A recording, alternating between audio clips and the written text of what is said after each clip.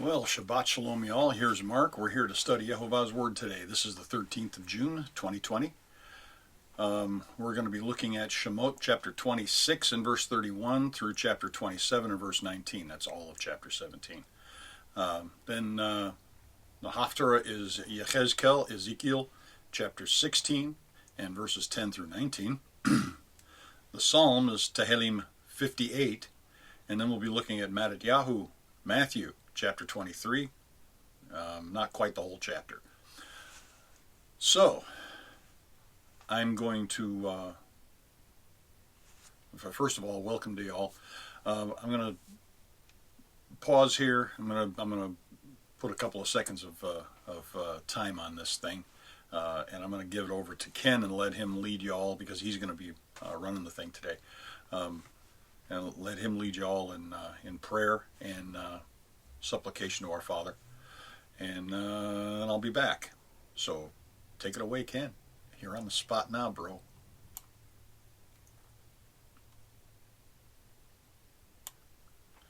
Okay, so here we go. I don't know if he did the Shema. That's up to him. So anyway, we're going to start in Shemot chapter 26 and verse 31.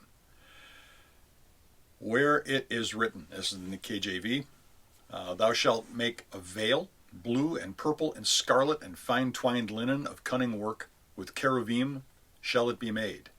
And thou shalt hang it upon 4 pillars of shittim wood, overlaid with gold, their hooks of gold, upon the 4 sockets of silver. And thou shalt hang up the veil under the taches, that thou mayest bring it thither within the veil, the ark of the testimony. And the veil shall divide unto you between holy and the most holy. And thou shalt put the mercy seat upon the ark of the testimony in the most holy. And thou shalt set the table without the veil, and the candlestick over against the table on the side of the tabernacle toward the south. And thou shalt put the table on the north side. And thou shalt make an hanging for the door of the tent, blue, purple, and scarlet, and fine twined linen, wrought with needlework. And thou shalt make for the hanging 5 pillars of shittim wood, and overlay them with gold, and their hooks of gold. And thou shalt cast 5 sockets of brass for them. Okay, now we went over this last week, and I'm going to go ahead and share what I did again last week, and then I'll open it to questions and comments. So here it goes from last week. Verses 31 to 32. The veil separates the kadosh from the kedoshim, was of linen and techelet, purple and scarlet, interwoven cherubim, and was 10 cubits by 10 cubits. The veil of the second temple was larger by 4 times, twice as wide and twice as high, and reputed to be 4 inches thick, which would have made a loud noise when it was torn from top to bottom. Now, this is the one that was torn from top to bottom is the one that happened when Yeshua was crucified. When he died, that veil was rent, and it was very well seen. John tells us about it. He had friends among the priesthood, and one of them was on duty at the time that it happened. And it was just about the time that they were making the offering for the sins of the nation. So, that's what I have on that. Now, the cherubim of cunning work and techelet, purple and scarlet, probably made it obvious that the tear was in that direction. The Mishkan's veil was hung on 4 pillars of acacia wood, overlaid with gold. 4 is the number, the number of divine perfection in creation. What the priest could see when he entered the Kadosh Kadashim on Yom Kippur was the cherubim all around him as reflected from the pure gold boards in the light of Torah and the kavod of Yehovah, with no light source other than the kavod of Yehovah and the light of the Torah within the ark. Not even the menorah that was on the other side of the veil No light from the other side of the veil came through. Okay? The priest was in the brightest lit place on earth. Okay? I assume that the light from the menorah would have been dark by comparison. Now in verses 33 to 37, the veil is to the sanctuary as Havdalah is to the Shavua, separating the most kavod from the merely kavod. Okay? The week is holy, but the Shabbat is kadosh kedoshim. It's holy of holies. Okay? This week, we see the table of the bread of the presence. The congregation was encamped in the eastern side of Horeb, looking west toward the Mount of Yehovah. Okay, sorry, I was rudely interrupted. I'm going to start at the beginning of the last paragraph. So here we go. Last week, 6 June, we saw the congregation, that is Moshe, Aharon, Nadav, and Avihu, with the 70 elders, in the presence of Yehovah. Now this week, we'll see the table of the bread of the presence. The congregation was encamped on the eastern side of Horeb, looking west toward the Mount of Yehovah. The plateau on which Yehovah received the embassage last week and the table of the presence are both on the north side as we approach Yehovah to our west and with our backs to the rising sun. In Isaiah 14, the adversary said, "I will sit upon the mount of the congregation in the sides of the north." Do you think that he was saying that he would sit in the place of Yehovah on the plateau and the people of Israel on the table of Lechem HaPaneh, the table of the bread of the presence? If he likened the table to the sides of the north, okay, is he likening the table to the sides of the north? This table is where the people of Israel are spiritually in Yehovah's presence all the time, enlightened by the 7 spirits of Yehovah and offering our prayers to him like the sweet savor of the incense. All of that is in the holy place. Okay? I don't know, but that's the way that my mind is working right now. That's the way I see this. Okay? I see where we are in relation to the Kadosh Kedoshim and the Kadosh place. So that's what I got for verses 31 to 37 of chapter 26, and we'll get to chapter 27 on the other side of this break. Open for questions and comments. Raise your hand, and Ken will be happy to give you the mic. And we're back. Exodus chapter 27 and verse 1. "And thou shalt make an altar of shittim wood, 5 cubits long and 5 cubits broad. The altar shall be 4 square, and the height thereof shall be 3 cubits. And thou shalt make the horns of it upon the 4 corners thereof. His horns shall be of the same. And thou shalt overlay it with brass." The entire altar overlaid with brass. "And thou shalt make his pans to receive his ashes, and his shovels, and his basins, and his flesh hooks, and his fire pans. All the vessels thereof thou shalt make of brass. And thou shalt make for it a grate of network of brass, and upon the net shalt thou make 4 brazen rings in the 4 corners thereof. And thou shalt put it under the compass of the altar beneath, that the net may be even to the midst of the altar." So the altar is 3 cubits wide, so this thing is going to be exactly 1.5 cubits down inside the altar. Okay, so the fire will be built underneath. The fire will burn what is being offered, and the offering will be halfway in between the base and the base of the altar and the top of the altar. Okay. And thou shalt make staves. Yes. "And thou shalt make staves for the altar, staves of shittim wood, and overlay them with brass. And the staves shall be put into the rings, and the staves shall be upon the 2 sides of the altar to bear it." And verse 8, "Hollow with boards shalt thou make it, as it was showed thee in the mount, so shall they make it." Now, Yehovah is giving this instruction to Moshe, and Moshe has a perfect picture of it in his mind, and it's not being painted for us perfectly here. Okay? He's just telling them, remember what you saw in the mountain, and do it the way I showed you. Make it look like what I showed you. So that's where we're at here. Now, the altar, the Mizbeach, is next to be revealed. This is the altar on which the blood of all the offerings had to be sprinkled, the oblations poured out, and those parts of the to be offered had to be burnt. It was placed about halfway between the gate of the court and the entrance to the Mishkan, centered about 25 cubits from the gate. It was built of shittim wood, 5 cubits square and 3 cubits high. 5 squared equals grace times grace, because 5 is the number of grace according to Bullinger, and 3 equals the completeness of our time, space, and matter universe. So this is grace times everything that's been built. The numbers speak volumes to the gracious provision of forgiveness and reconciliation of Yehovah to usward. Now I wonder if the stake Yeshua was hanging on was of shittim wood.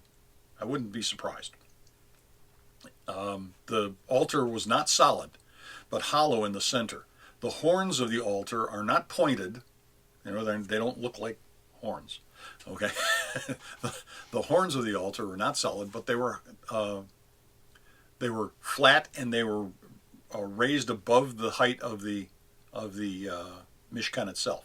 Okay, the protrusions above the corners, and probably square or rectangular and flat topped, because their dimensions are not specified. But the Chumash says that the priests would use the basin of blood, would set the basins of blood or whatever oblation was to be offered on top of the horns until it was time to pour it out. The entire altar was overlaid with copper or brass, an alloy of copper and zinc. Brass was a similar color to pure gold, and when the gold vessels were taken from the altar by conquerors, or sent to appease an invader and/or end a siege, brass was used as a substitute for those vessels. Now they looked the same to the casual observer, but did not make the same statement as the gold had. Gold speaks of spiritual purity. Brass speaks of judgment for spiritual impurity. Okay, whether they knew it or not, when the kings sent the temple gold to bribe the invaders and replaced it with brass, they were showing their own hearts, and by the way ours, their own hearts' spiritual condition. Failure to trust Yehovah's deliverance, and then making a cheap show of worshiping Yehovah, all are guilty of this from time to time. Each and every one of us. That the altar was overlaid with brass shows that judgment was made and the sentence carried out. The fact that the atonement was accepted is seen in the dimensions of the altar. Grace times physical completeness. There is another altar that we see in a couple of weeks, the golden altar of incense, which is placed right at the center of the inner veil and close to the veil, representing the prayers of the saints rising up to Yehovah as a sweet-smelling savor. The offerings on the brazen altar also rose to the nostrils of Avinu as a sweet-smelling savor, but the difference was in the purpose of the two offerings. The burnt offering on the altar in the court was to show repentance and sorrow over the sin that made the offering necessary. That offering was a sweet savor to Yehovah because he could again commune with a repentant sinner. The incense offering was to show gratitude and trust in the provision of Yehovah's Ruach that makes it possible for us to not sin and to commune with him. Both are good, but the latter is better. We don't want to live in the brazen altar. We want to live on the incense altar. Okay, now, the brazen altar was hollow inside, and a brass grating was made with loops affixed to the corners to fit onto the hook of some type that was attached to the inside of the altar itself. I would assume that the hook was placed directly into the corners. Okay, the hook was put directly into the corners inside the altar itself, and then the brass grate with the loops on the ends to put over the hooks hung suspended about a cubit and a half from the floor, from the ground, or from the bottom of the altar. Okay. The fire would be built, excuse me just a minute, I got to turn the volume down on this thing so I don't get to hear it anymore. Never mind. Anyway, the fire would be built under the brass network grating. The Chumash says that the altar was hollow to allow it to be anchored by earth from the side where it was set up. There isn't anything that says there was a bottom or a base to this altar. It was a square box with no bottom and no top, and it had the hooks and the brass grate would fit in between, okay, or inside. That was the altar. Now it had to have some kind of base to hold it up, but I would assume that those were on the corners, and it was probably placed on some kind of a brass base like the pillars were outside. Okay, so we'll talk about that at another time.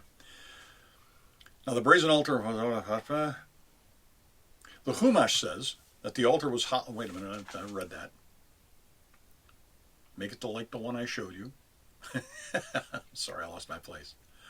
Okay, Yehovah gave those craftsmen. Okay, Moshe didn't reveal everything about every detail to the congregation, but he did tell the craftsmen exactly what they needed to know to build it right, this altar. Now, Yehovah gave those craftsmen supernatural ability to follow Moshe's instructions to the letter, and he gives us the same ability to live Torah, if we will just submit to him.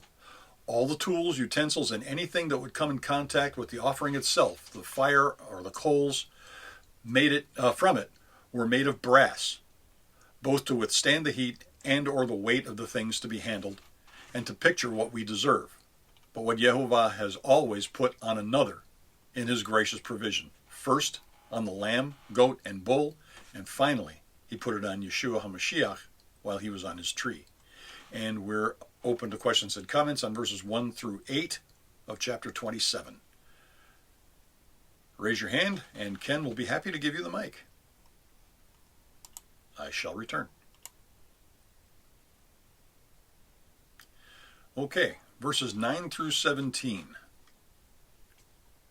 Where it is written, "And thou shalt make the court of the tabernacle for the south side southward, hangings for the court, fine twined linen, of 100 cubits long for one side, and the 20 pillars thereof, and their 20 sockets of brass.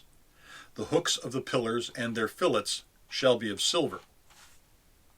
And likewise, for the north side in length, hangings of 100 long, and his 20 pillars and their 20 sockets of brass, the hooks of the pillars and their fillets of silver.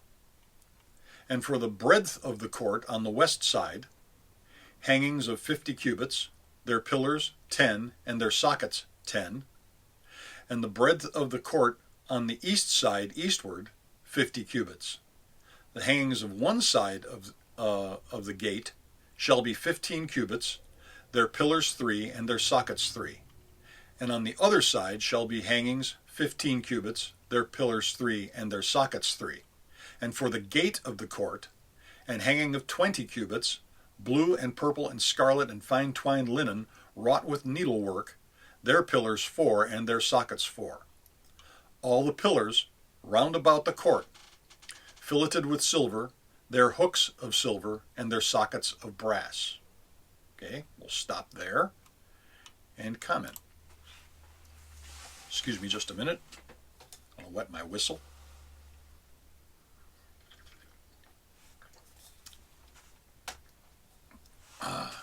Good. The north and south sides of the court were 100 cubits long, with 20 pillars each and sockets of brass.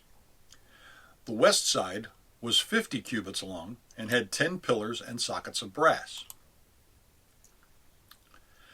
The hooks and the fillets were made of silver. Fillets are decorative bands separating moldings, and the hooks are what the linen curtains were hung from. Now, at first glance, it looks like there are 20 pillars that hold 5-cubit curtain. 1,000 cubit, 100 cubit curtain. Okay, so the pillars must be 5 cubits apart. but that's too easy. There are only 20 pillars, and they've got to, okay, so they got to spread evenly across that 100 cubits.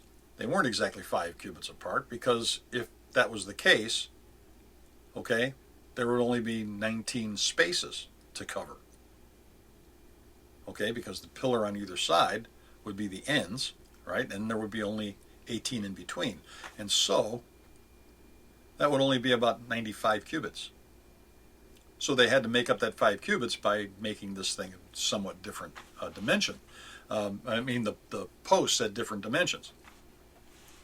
Okay, if the pillars were equidistant at 5 cubits, the total span would only be 95 cubits, a pillar on either end and 18 in between, making 19 5-cubit spaces between the pillars.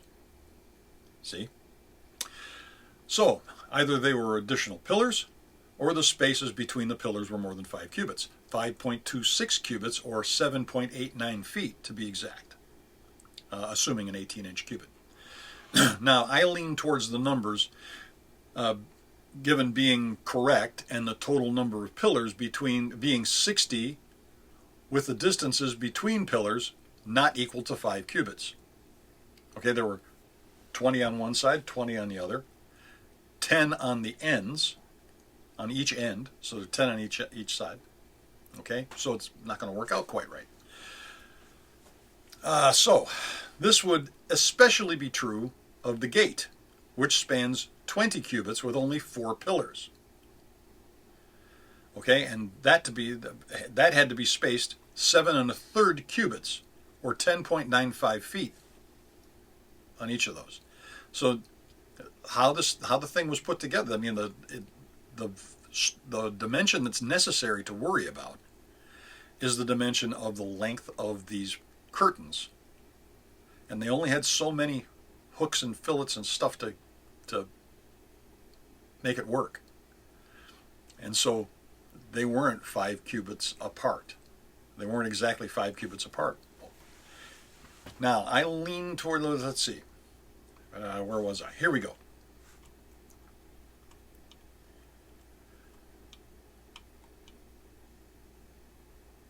Okay, it spans 20 cubits, 4 pillars for the gate.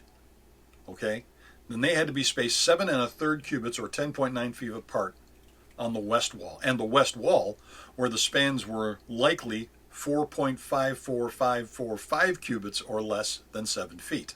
Okay, the point is that the details are not always what they seem. Okay, what this is all means is beyond me right now.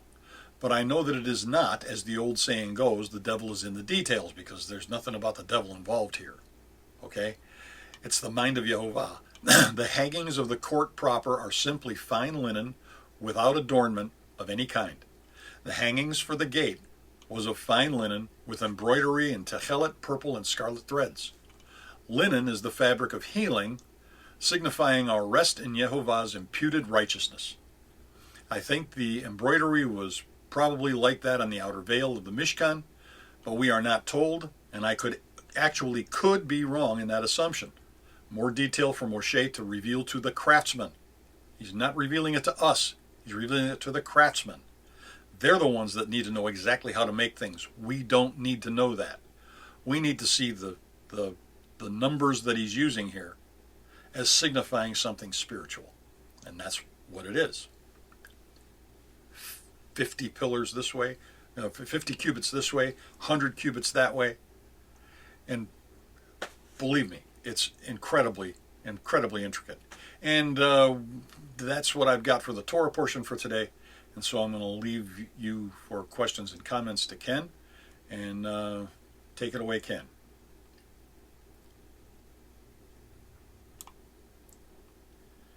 All right, we're back.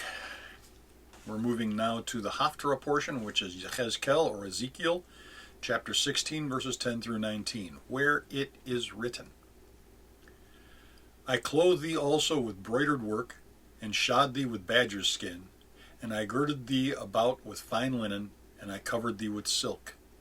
I decked thee with ornaments also, and I put bracelets upon thy hands, and a chain on thy neck. And I put a jewel on thy forehead, and earrings in thine ears, and a beautiful crown upon thy head. Thus wast thou decked with gold and silver, and thy raiment fine linen, and silk and broidered work. Thou didst eat fine flour and honey and oil, and thou wast exceeding beautiful, and thou didst prosper into a kingdom. And thy renown went forth among the heathen for thy beauty, for it was perfect through my comeliness, which I had put upon thee, saith Adonai Yehovah. But thou didst trust in thine own beauty, and playedst the harlot because of thy renown, and pouredst out thy fornications on every one that passed by, his it was. And of thy garments thou didst take, and bedeckest thy high places with diverse colors, and played the harlot thereon. Shall not the like thing shall not come, neither shall it be so. Thou hast also taken thy fair jewels of my gold and of my silver, which I had given thee, and madest to thyself images of men, and didst commit whoredoms with them, and tookest thy broidered garments, and coveredst them, and thou hast set mine oil and mine incense before them. My meat also, which I gave thee, fine flour and oil and honey, wherewith I fed thee, thou hast even set it before them for a sweet savor. And it was, and thus it was, saith Adonai Yehovah. Man, this entire chapter speaks of the entire people of Israel, Yehudah, Ephraim, and those few full Gentiles who would sojourn amongst Israel. But it's more specific to Israel and 10 Israel. A Gentile woman is taken to wife by Yehovah and clothed in his splendor, but after a while trusts in her own beauty, thinking that the precious provision of the gracious provision of Yehovah is actually hers by right, not by gift. She becomes so used to the blessings that she thinks it is all of and by herself. Then she takes those gifts and treats them as common things to be used for idolatry and adultery. Our passage today describes the splendid garments of Yehovah's bride. He clothes her in the same manner as he does his Mishkan. Could it be?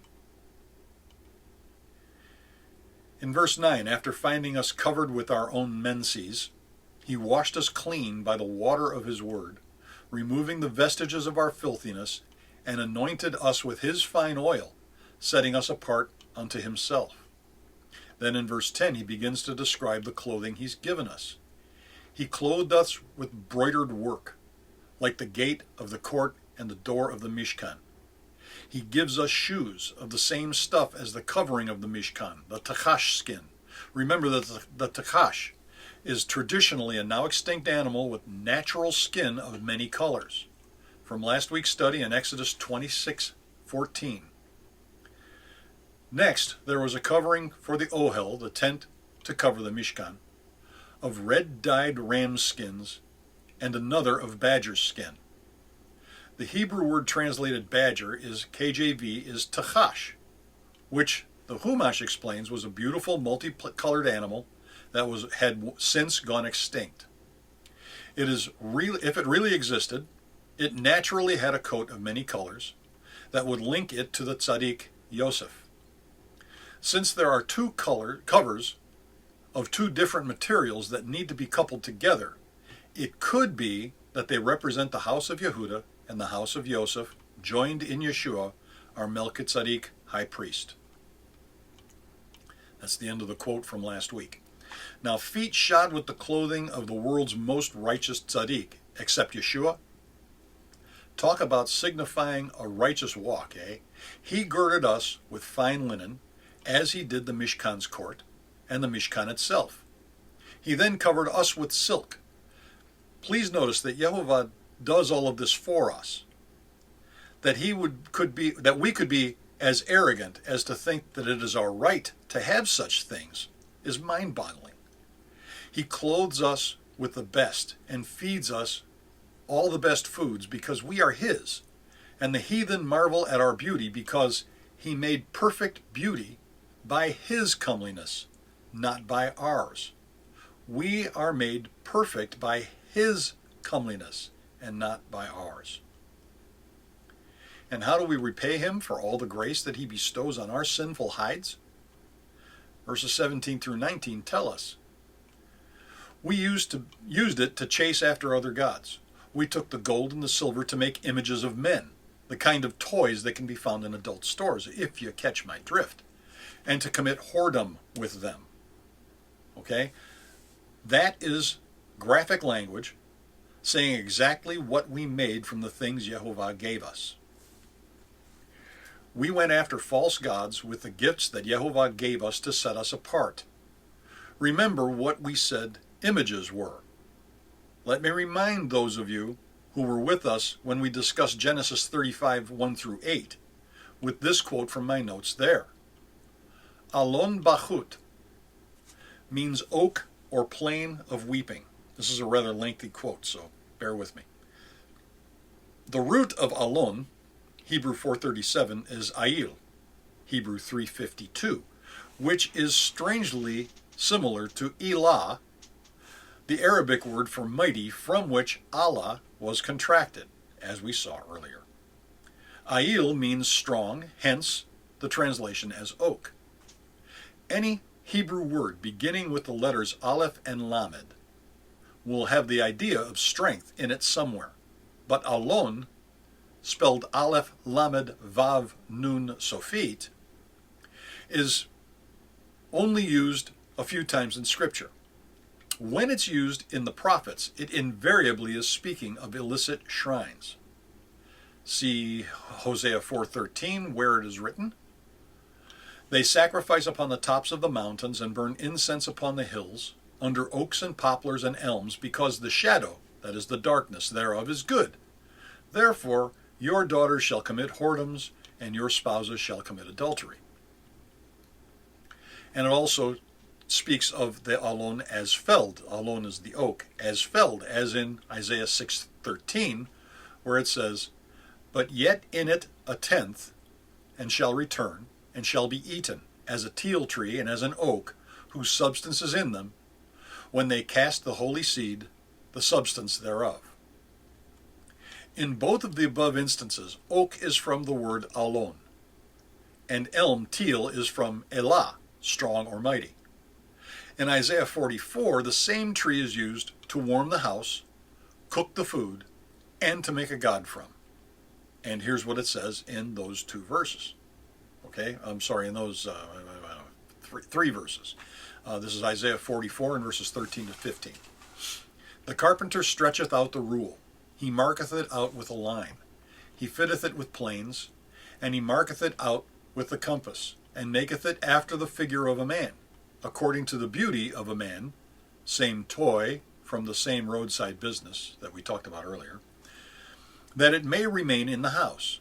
He heweth him down cedars, and taketh the cypress and the oak, which he strengtheneth for himself among the trees of the forest. He planteth the ash, and the rain doth nourish. Then shall it be for a man to burn, for he will take thereof, and warm himself. Yea, he kindleth and baketh bread. Yea, he maketh a god, and worshipeth. He maketh it a graven image, and falleth down thereto." He uses the same tree that he uses to cook his food, okay, to make plates out of for him to eat his food, and to make idols to fall down and worship. Okay, don't get it. Okay, now how incredibly stupid can one be? In case you haven't figured it out, an idol in Scripture is a phallic symbol, and a grove is a tree representing a woman's pudenda. Said that really nice. Okay? They are worshiping fertility gods therewith. Allah and all pagan gods are in reality representations of sexual apparatus, not likenesses of a human body, but a part of a human body. Okay? I tried to circumlocute that as best I could, and I think I got the point across.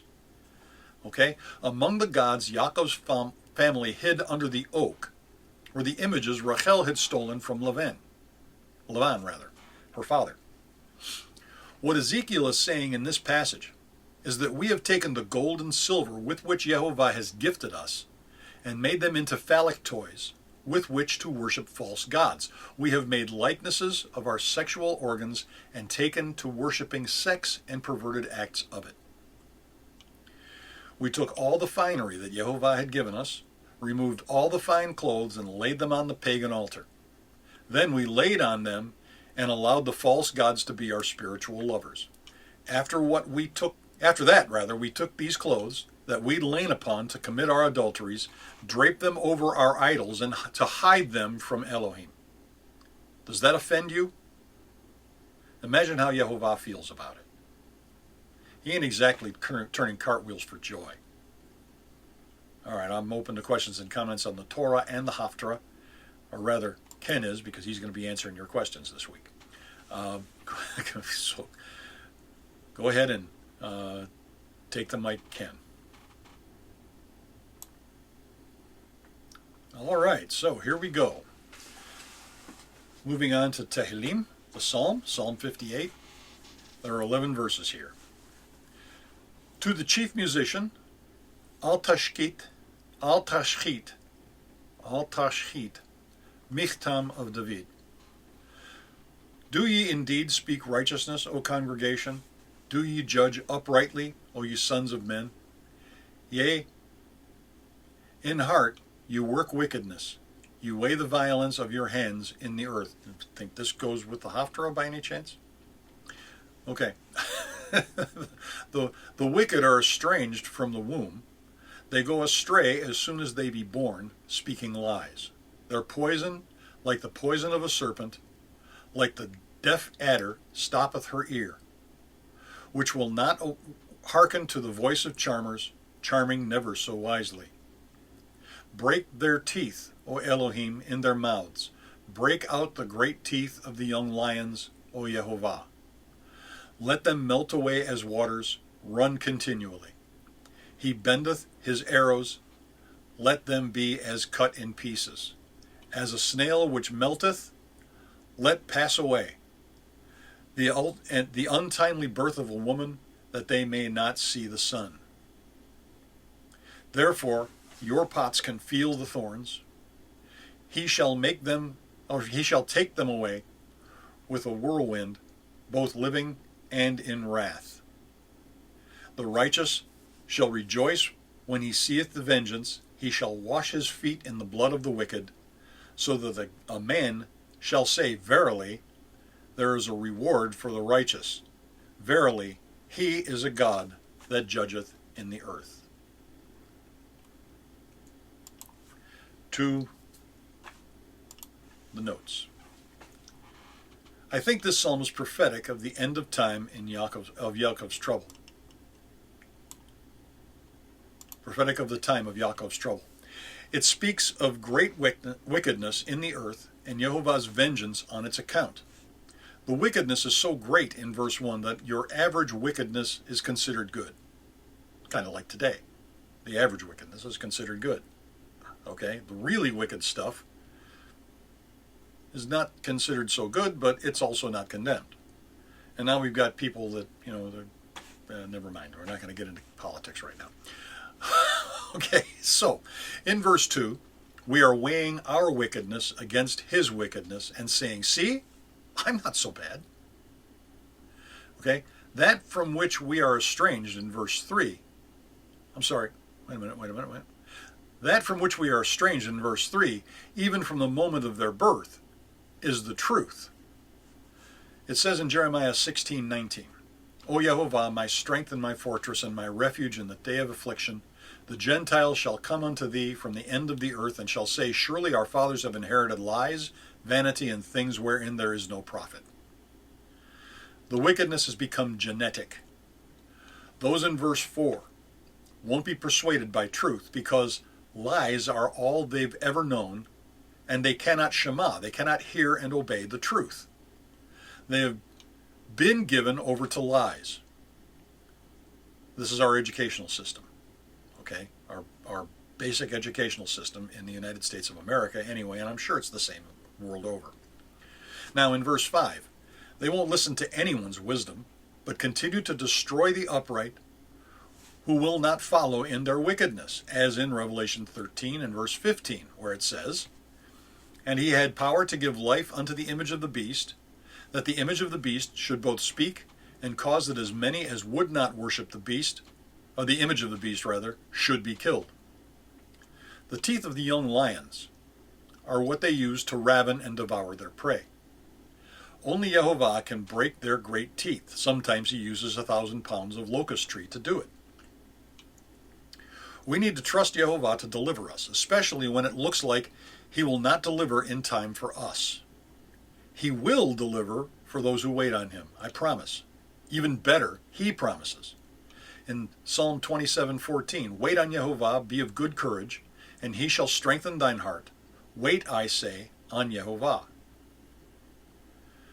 Then in Psalm 37:34, "Wait on Yehovah, and keep his way, and he shall exalt thee to inherit the land. When the wicked are cut off, thou shalt see it." Then in Proverbs 20 and verse 22, "Say not thou, I will recompense evil, but wait on Yehovah, and he shall save thee."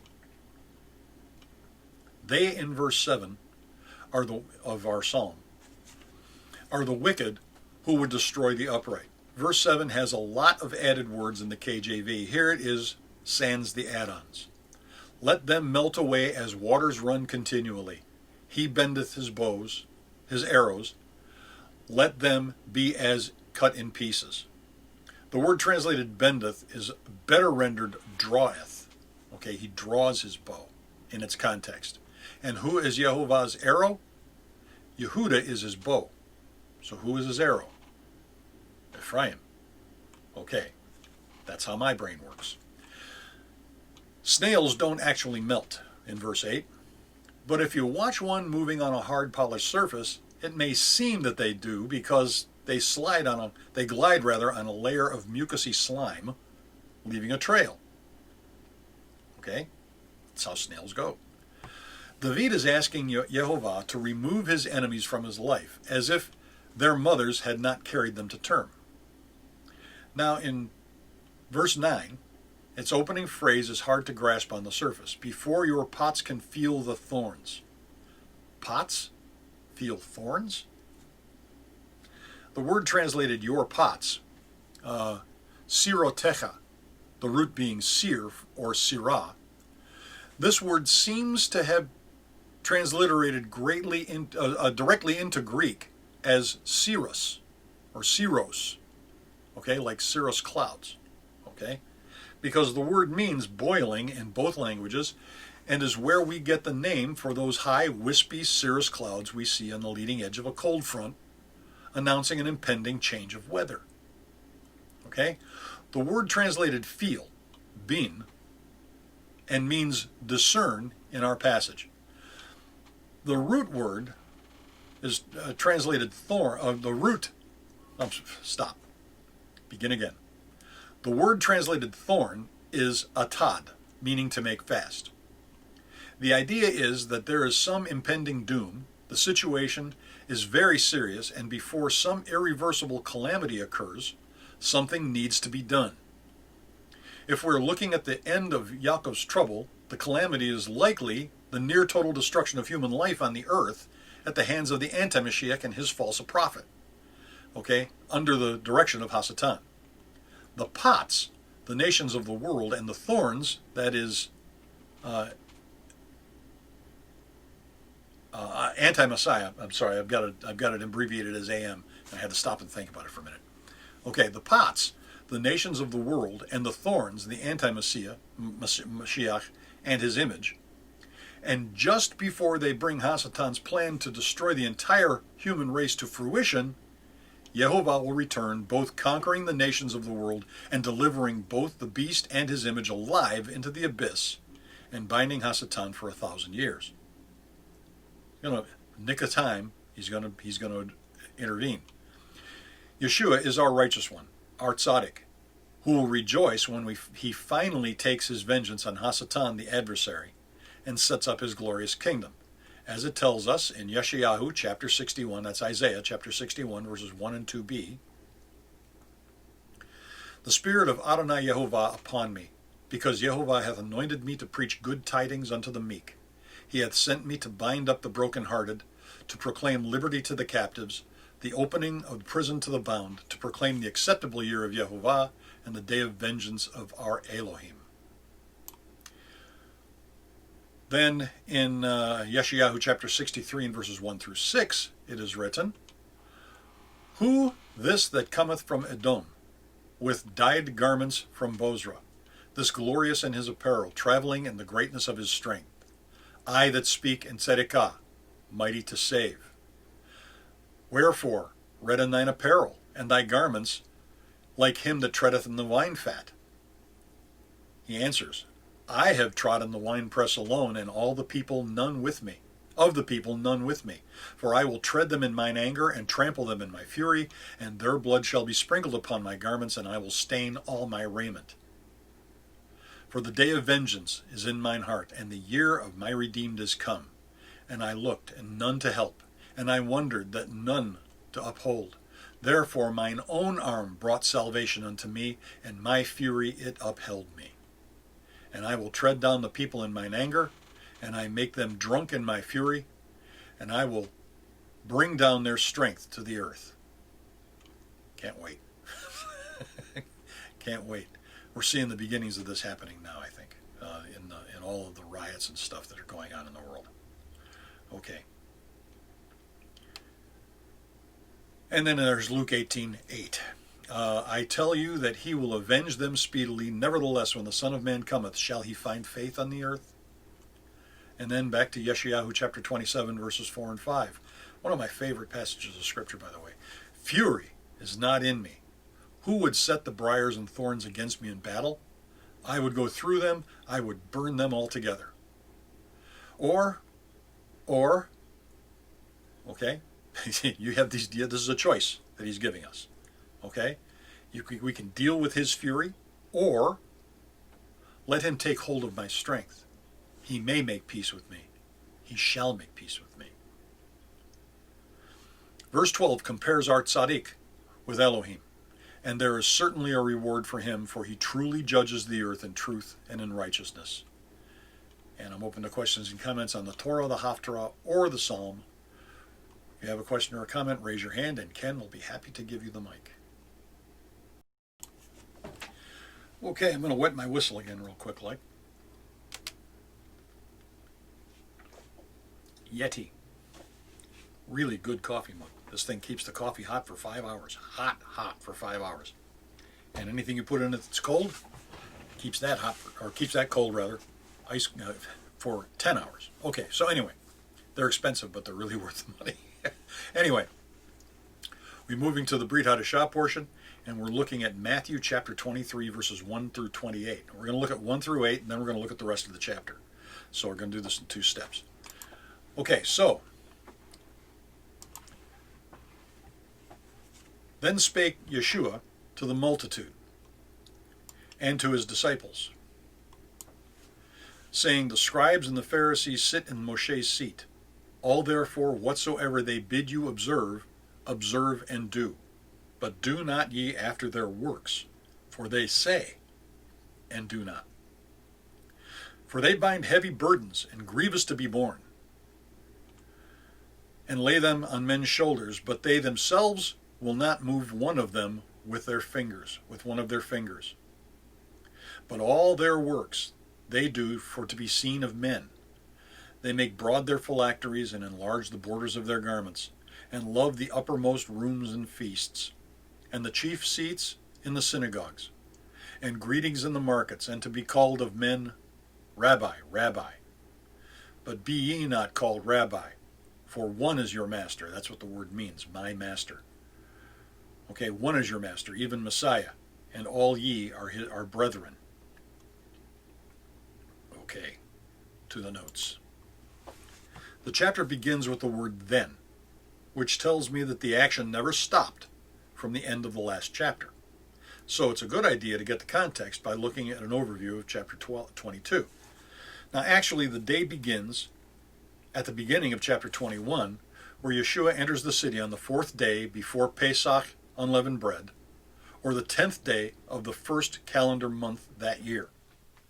Yehovah had told Moshe that the month of spring would now be the beginning of months for Israel.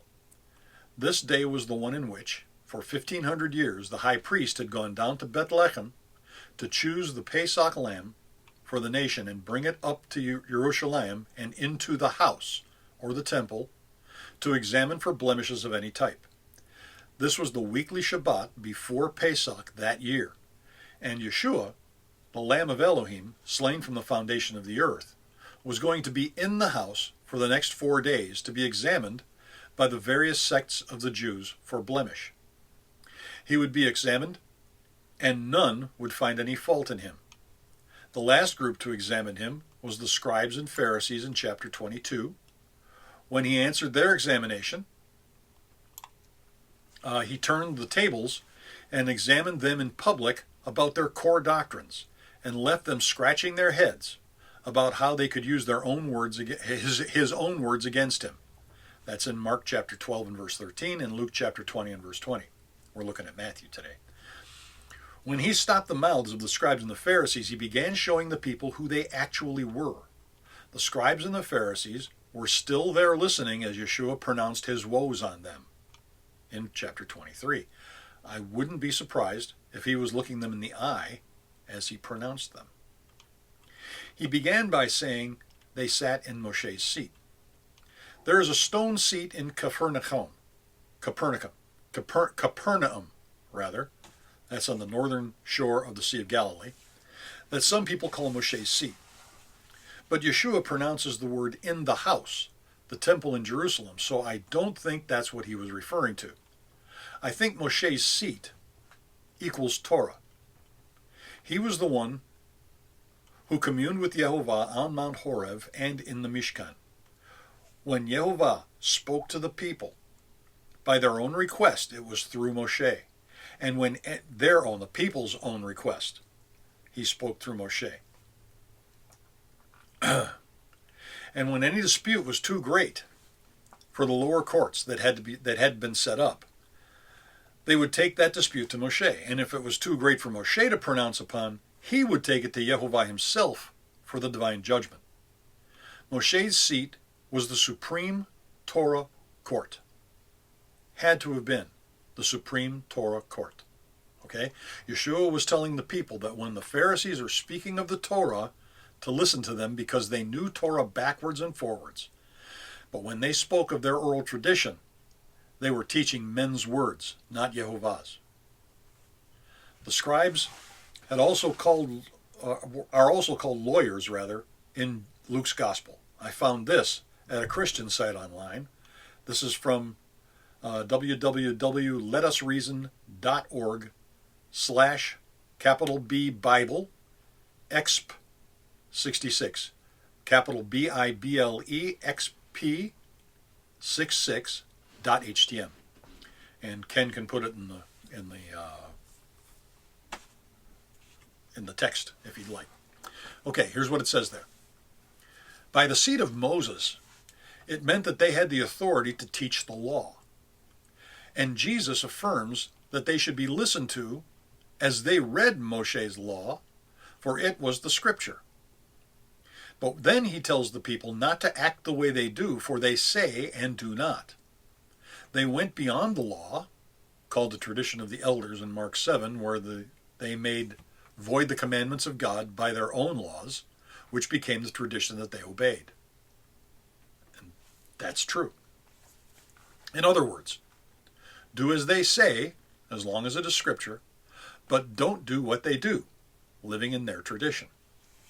Okay, that's the quote from letusreason.org. Another good 6-page article by Tim Haig about the Nehemiah Gordon position on Moshe's seat can be found here. It's at www.torahresource.com/E English A articles /M Matt 23.3 G Gordon.pdf. And you can put that in the text too if you'd like, Ken.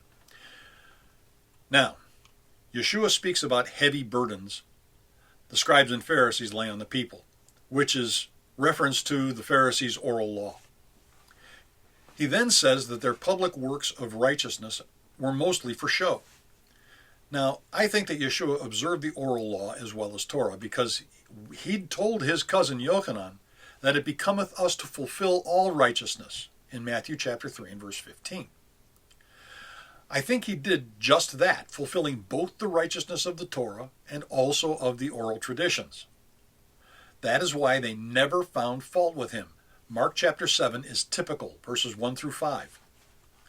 Then came together unto him the Pharisees and certain of the scribes which came from Jerusalem. And when they saw some of the disciples eat bread with defiled, that is to say, with unwashen hands, they found fault. For the Pharisees and all the Jews, except they wash hands oft, eat not, holding the traditions of the elders. And from the market, except they wash, they eat not. And many other things there be which they have received to hold, the washing of cups and pots, brazen vessels, and of tables. Then the Pharisees and scribes asked him, Why walk not thy disciples according to the tradition of the elders, but eat bread with unwashen hands? The tradition of the elders. Eat bread with unwashen hands. Notice that they didn't say, Why do you not walk according to the tradition of the elders? There is no command to wash hands before eating, though it is a very good idea. But there is a tradition to do so.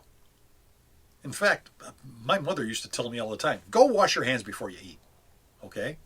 And, you know, I obey my mother. But when I was a little kid, obey my mother. But I didn't know why. Didn't make any sense to me. Why? I've been playing outside in the dirt and the mud and stuff, and I got mud encrusted in my nails and whatever. And what's the matter? Don't you want me to immune myself from all the stuff in the... I don't know. Anyway, just making fun now. But there it is. There was a tradition to do so. It isn't any one thing that creates a heavy burden. But taken as a whole, those traditions were grievous to bear. This is what I believe Yeshua referred to when he said in Matthew 11:28 through 30, Come unto me, all ye that labor and are heavy laden, and I will give you rest. Take my yoke upon you and learn of me, for I am meek and lowly in heart, and you shall find rest for your souls. For my yoke is easy and my burden is light. Now, the original intent of the oral traditions was good. Okay? But over time, the sheer weight of them became oppressive. And we've seen over the last few weeks just what Yehovah thinks of oppression and oppressors. In Exodus 22:21, Thou shalt neither vex a stranger nor oppress him, for ye were strangers in the land of Egypt. Chapter 23 and verse 9. Also, thou shalt not oppress a stranger, for you know the heart of a stranger, seeing ye were strangers in the land of Egypt. And then in Leviticus 25:14, which we haven't seen yet this year, but we'll see it in a few weeks.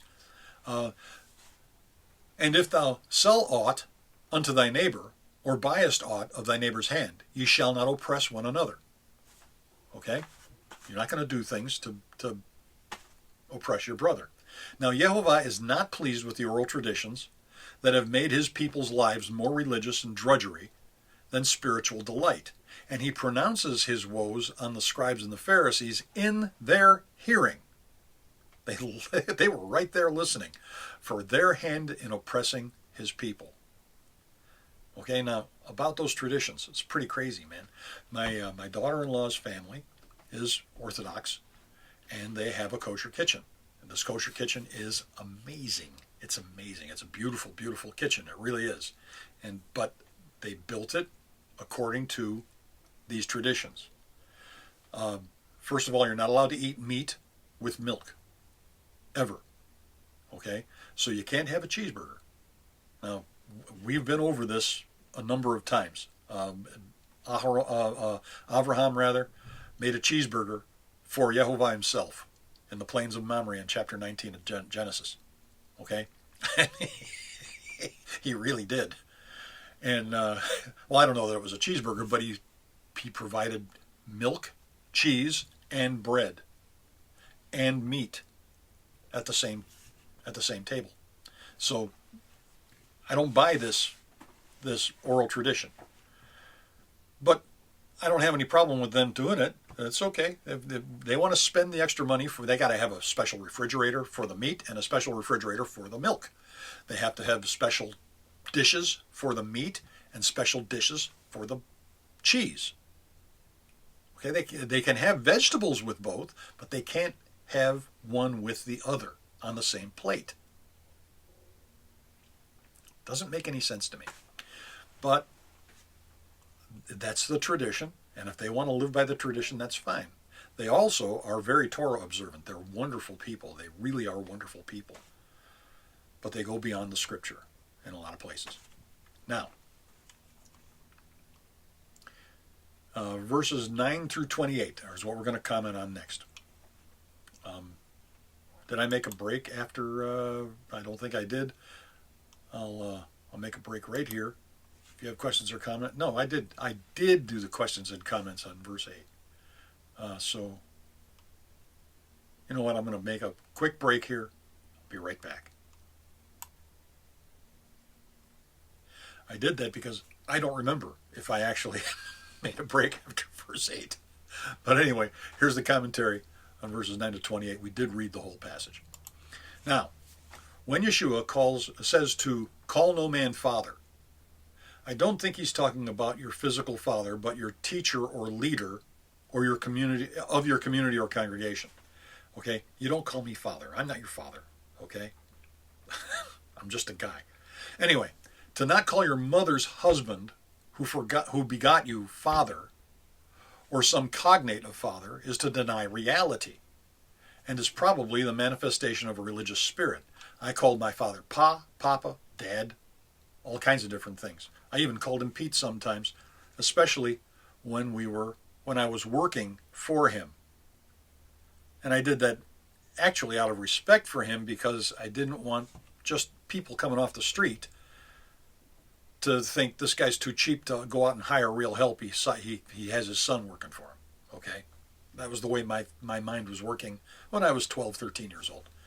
And, I was just pumping gas at his gas station, and he was doing mechanical work. Anyway, that's the way that I thought about that.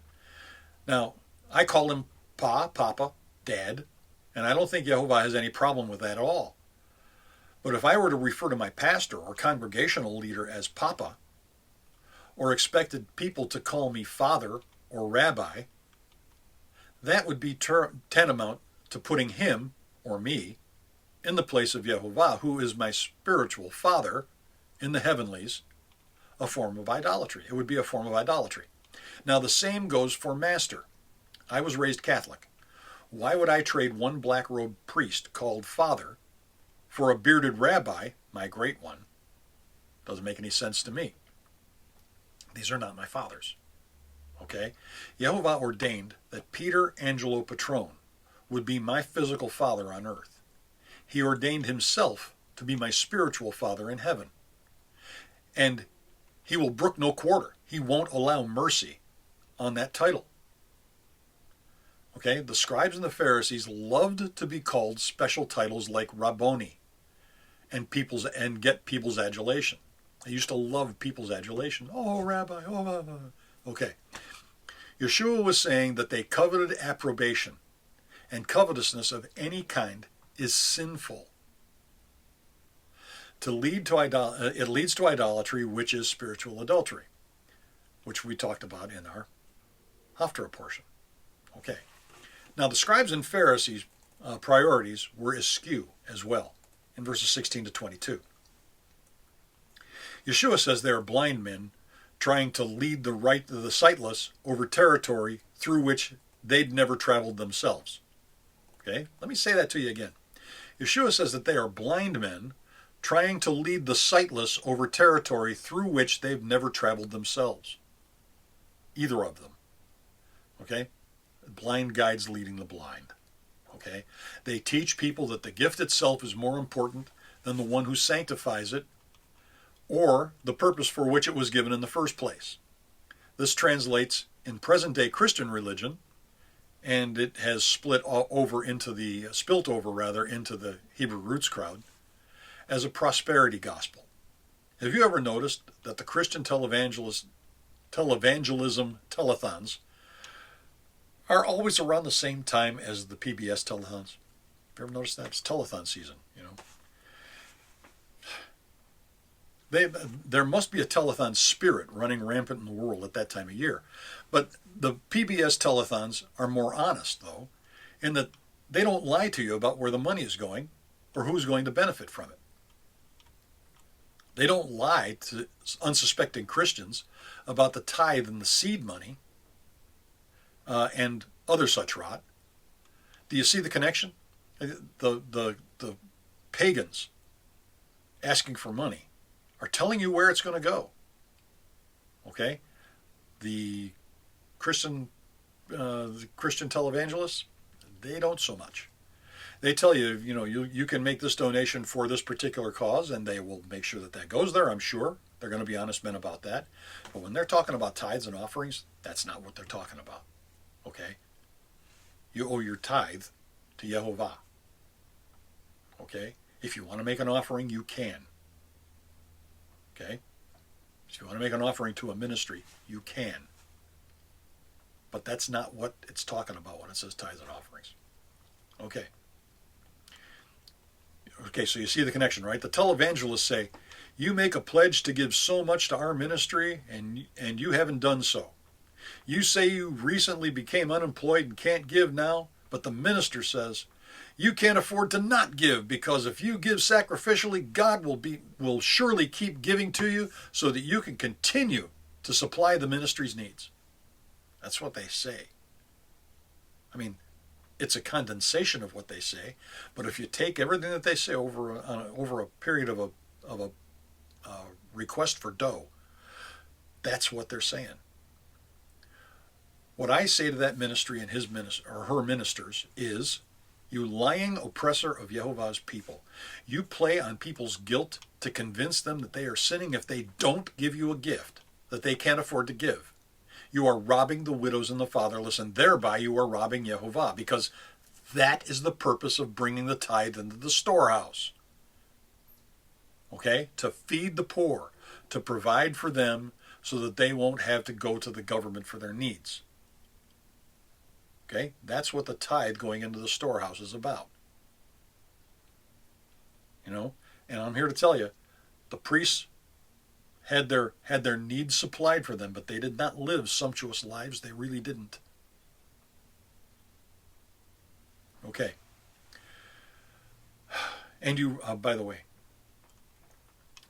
getting back to my notes, to feed the poor, to provide for them, that so they don't have to go to the government for their needs. And you rob everyone in society because they have to pay for the government programs through the legalized theft that the government perpetrates by way of income taxes. It is my opinion that Christian televangelists are among the basest of sinners. I hate them with a perfect hatred. I don't hate them personally, but I hate what they do. Okay? I hate what they represent Elohim to be. Okay, I hate them with a perfect hatred. That's what I mean by that. In Psalm 139, 20-22, for they speak against thee wickedly, thine enemies take in vain. Do not I hate them, O Yehovah, that hate thee, and I am not grieved with those that rise up against thee. I hate them with perfect hatred, I count them mine enemies. Okay. That having been said, there's nothing wrong with anyone sending a gift to a ministry. You are allowed to do that. It's when the minister tells you that you've got to do it, and if you don't do it, you're not going to be blessed. They're liars. Now, when you bless somebody, Yehovah will make sure to bless you. Okay? Usually, to encourage you to keep doing it. All right? But that's not a promise. It's just what happens. Okay, now he promises that if you do what he tells you to do, he will bless you. He doesn't say he's going to bless you in the same kind as you bless someone else. But if you do what you're told, if you follow Torah, he will bless you. Okay? The sin is, in my opinion, for the minister to rob Yehovah the tithes meant to feed the oppressed and the poor by demanding that it be sent to his ministry. That's my problem with the televangelists. Now, in verses 23 and 24, Yeshua gets specific with the scribes and the Pharisees, showing how they make a big deal of tithing mint, anise, and cumin, or anise and cumin, but miss the purpose of the tithe. Do you notice, please, that the tithe is of the produce of their labors in the field, not of money? Okay? Even from the days of our fathers, Malachi 3, 7 through 11, even from the days of your fathers, ye are gone away from mine ordinances, and have not kept shamar. Return, shuv, repent unto me, and I will return unto you, saith Yehovah Tsevaot. But ye said, wherein shall we return? Will a man rob God? Well, the answer to the question is, will a man rob Yehovah? Yet ye have robbed me. But ye say, wherein have we robbed thee? In tithes and offerings. Ye cursed with a curse, for ye have robbed me, this whole nation. You are cursed with a curse because you robbed me, this whole nation. Bring ye all the tithes into the storehouse, that there may be meat in mine house, and prove me now herewith, saith Yehovah Tsevaot. If I will not open you the windows of heaven and pour you out a blessing, that is not enough. Okay? Mark edit. Inference here is that we won't be able to contain the blessings. We will share them. That's the idea. If we bless Yehovah's people, he will bless us. Usually with enough that we can keep giving the help to Yehovah's people. Verse 11 of Malachi chapter 3. And I will rebuke the devourer for your sake, and he shall not destroy the fruits of your ground, neither shall your vine cast her fruit before the time in the field, saith Yehovah Tsevaot. Remember, tithes in the storehouse were for the purpose of feeding and supplying for the poor who could not supply for themselves. The tithe Malachi speaks of in chapter 3 has little or nothing to do with gifts to ministries. If one would bring his tithe to the storehouse in the temple, I don't know of a temple right now, so there is no storehouse unless it is personal, Yehovah will provide his rain in its due season. That's in Deuteronomy 28, verses 1 to 14. The tithe was brought to the temple in Jerusalem during the presentation feasts, when all the males were to present themselves before Yehovah 3 times a year. Do you see the Torah in Zechariah chapter 14 now? If you aren't going up for tabernacles, you aren't carrying your tithe to the storehouse to care for the needy among the people. Okay? You're supposed to take that tithe, and you're supposed to put it away every week, and whenever you get some payment or some increase of some kind, you take that tithe and you put it away for taken to the feasts. Okay? First of all, you put some money away so that you can do the feasts. Okay? So you can afford to go. Then you put some money away to put into the treasury so that the poor among you can eat and enjoy the feasts. That's the whole point. Okay. The tithe has nothing whatever to do with giving to the church ministry. That might be an offering, but it's not a tithe biblically. I've already read that, haven't I? Your offerings and tithes are unto Yehovah, and may be channeled through ministries, though it is most efficient to make the provisions directly to the objective need. If you know somebody that needs something, provide it. That's what you do. If Yehovah lays a burden on your heart to provide for a need, that is where you ought to take the tithe or the offering. Okay? If not, and you know of a reputable agency that makes provisions for the needy in your community, you ought to consider making offerings there. Okay? Doesn't have to go to a Christian ministry or a synagogue or anything like that. Doesn't have to. Can go to wherever Yah puts it on your heart to give it. Okay? Research the agencies to see what their overhead costs are. If the agency is not sending out 85 to 90% or more of donations to those that they are benefiting, find one that is. Operating costs of more than 10 to 15% are an indication of someone's is living high on the generosity of others and potentially robbing Yehovah. So, do your due diligence as well. I'm going to wet my whistle again. Hang on a second. 2 more paragraphs.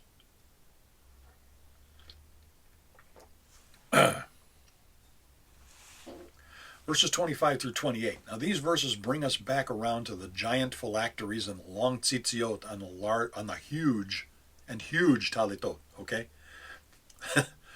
Giant phylacteries, okay?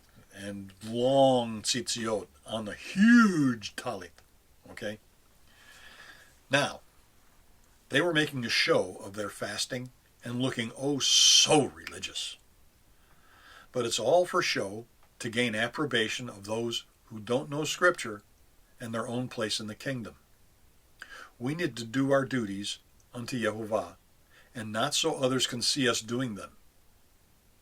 What are we commanded to have as an outward sign of our difference from the world?